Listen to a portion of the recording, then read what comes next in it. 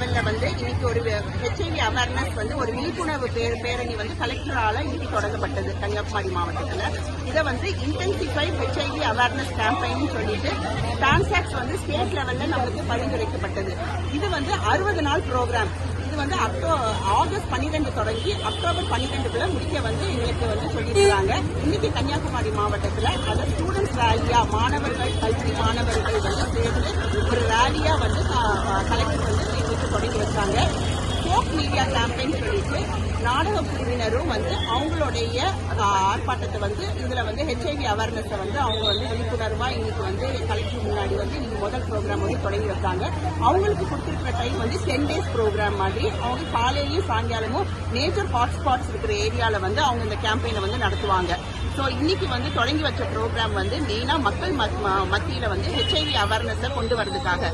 ஏற்கனவே வந்து நம்மளுக்கு